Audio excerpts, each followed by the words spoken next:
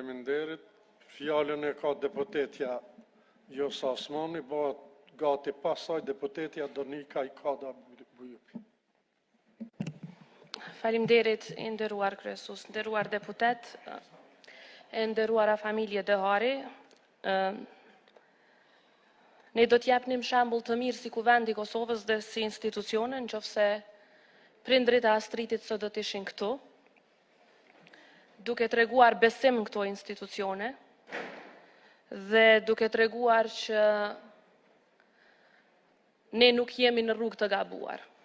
Mirë po fatkeqësisht, siç u tha edhe nga shumë kolegë, këto 17 vite pas luftës kanë dëshmuar një dështim total, jo vetëm të sistemit politik, por edhe të sistemit të drejtësisë. Dhe në qoftë se nuk i besojmë vlerësimeve të njëri tjetrit, rreth mosbesimit qytetarëve në sistem drejtësisë, mjafton t'i lexojmë raportet çdo 6 muaj, qoftë nga UNDP, qoftë nga organizata të tjera ndërkombëtare, të cilët na përplasin këtë të vërtet para syve. Është shumë e rëndësishme të thuhet se kush ishte Astriti. Është me rëndësi që ishte i ri, sepse mbi 70% të qytetarëve të Kosovës që janë nën 30 vjeç duhet një ditë të ndërtojnë besim në institucionet e Kosovës dhe për momentin nuk e kanë, për fajin e të gjithë neve. Dhe po ashtu ishte me rëndësi të thuhet që u kthye nga Zvicra me ëndra për Kosovën, së shpejti do të bëhej mjek, jo duke bler nota, por sipas atyre që e njihnin me punë dhe studim të pashembullt, dhe ishte një bashkëshort dhe prind në pritje. Përtej përkatësisë politike, përtej akuzave për politizim të rastit, ne jemi përfaqësues të popullit, nuk jemi diplomat këtu, që të përdorim gjuhë diplomatike, ne duhet flasim gjuhën e qytetarëve, gjuhën e atyre 24.000 nënshkruesve të cilët po kërkojnë hetim të pavarur dhe drejtësi për Astritin. Pra, duhet të flasim edhe si prind, duhet të flasim edhe si qytetar, dhe duhet të kërkojmë që nëse kanë mbetur qindra vrasje, e qindra vdekje të dyshimta, të pandriquara deri më tani, të punojmë gjithë bashkë që rasti Astritit të bëhet simbol i drejtësisë në këtë vend. Është e papranueshme që të themi që shteti ka bërë gjithçka. Është po ashtu e papranueshme që të themi që duhet të besojmë këtyre institucioneve dhe këtu përfundon gjithçka, sepse nga kolegët e mi më herët u përmend atentatin ndaj presidentit Rugova, ndaj shumë kolegëve të mi që nuk janë zbardhur kurrë, dhe ne nuk ju kemi besu institucioneve vendore. Ne kemi kërku themelimin e një gjykate speciale, ku këto çështje do trajtohen nga ndërkombëtar. Kemi kërku përgjigje nga Uleksi, kemi kërku përgjigje nga UNMIK-u, pikërisht për shkak të dështimit të sistemit të ton të drejtësisë. Prandaj që tani të mohohet një përgjigje e tillë, një hetim i tillë i pavarur ndërkombëtar për raste të tjera, është e pafalshme.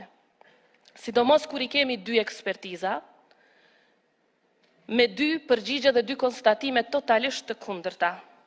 Njëra, pra kjo e porositur nga familja, që përfshin një mjek nga Anglia, Besim Latifa, i cili punon dhe është pjesë e NHS, sistemit publik anglez të shëndetësisë, ku nuk mundesh me hymë të njofshëm, e dim të gjithë, dhe i cili ka kryer me mira e mira autopsi. Mirë po ati nuk i besohet, ndoshta është dash patjetër me pas emrin Michael apo John apo diçka tjetër. E dyta, është me rëndësi që materialin e peticionit me pas deputetët. Unë nuk e di si kanë shku procedurat, mirë po çdo letër që na ka ardhur prej secilit qytetar këto vite, neve na ka ardhur në boks. Kjo s'ka ardhur fare, edhe pse jo është drejtu deputetëve. Është me rëndësi që të merret seriozisht fakti që përderisa është kriju një mosbesim kaq i madh, jo vetëm prej qytetarëve që janë jashtë institucioneve, por edhe prej neve brenda që jemi, që patjetër institucionet përgjithëse të kërkojnë vetë hetim të pavarur ndërkombëtar, sepse është i domosdoshëm dhe përkundër refuzimit të shtetit anglez duhet të gjenden opsione të tjera. Ky do duhej patjetër të ishte konstatimi i parë i kësaj seance, pra ku vendi i Kosovës të kërkojë hetim të pavarur ndërkombëtar. Konstatimi i dytë që do duhej bërë nga ana e këtij kuvendit është përgjegjësia e shtetit për raste të tilla. Përgjegjësinë e shtetit për raste të tilla e ka cementuar vetë Gjykata Kushtetuese e Republikës së Kosovës. U rikujtoi rastin Diana Kastratit, e cila është vrarë nga bashkëshorti i saj. Nuk është çu shteti me marrë volën në dorë dhe me vrarë Dianën, mirë po shteti nga ana e gjykatës sonë kushtetuese është konstatuar të jetë fajtor për shkelje të së drejtës në jetë të Dianës. Pse? Gjykata thotë që është detyrim i organeve shtetërore që jo vetëm të përmbahen nga marrja e qëllimshme e jetës, por gjithashtu të ndërmarrin hapat e duhur për mbrojtjen e jetës së individëve brenda jurisdiksionit të tyre. Është detyrim parsor i shtetit që të sigurojë të drejtën në jetë dhe të ndëshkojë shkeljen e dispozitave të cilat kërkojnë mbrojtjen nga shteti. Gjithashtu, obligimi i shtetit sipas kësaj gjykate është detyrimi pozitiv për autoritetet që të marrin masa parandaluese. Masa parandaluese.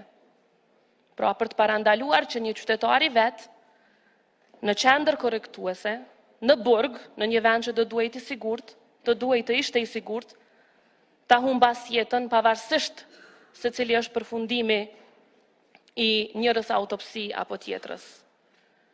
Duke ngritur këtë detyrim pozitiv të shtetit, duke pranuar këtë detyrim kushtetues nga neni 53 i kushtetutës, ne si kuvend i Kosovës do të krijonim një precedent, një shembull të mirë të përgjegjësisë dhe të respektimit të detyrimeve që shteti i ka ndaj të gjithë qytetarëve të vet.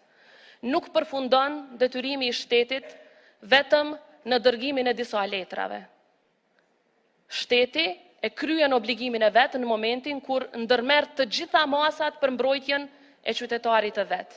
Unë shpresoj shumë që familja Dehari, në qoftë se askush tjetër, do ta ndjek deri në fund këtë rast dhe do të shfrytëzoj të drejtën e vet që të dërgoj këtë rast në gjykatën e kushtetuese, njëjtë siç e kanë dërguar Gzim dhe Makfire Kastrati, prindrit e Diana Kastratit. Në mënyrë që edhe një herë kjo gjykatë të konstatoj se cila është përgjegjësia e shtetit në raste të tilla kur qytetarët vdesin në duart e shtetit. Po e përsëris vdesin, pra pa paragjykuar se cili ka qenë shkaku i kësaj vdekje të dyshimt. Faleminderit shumë. Faleminderit. Fjalën e merr deputeti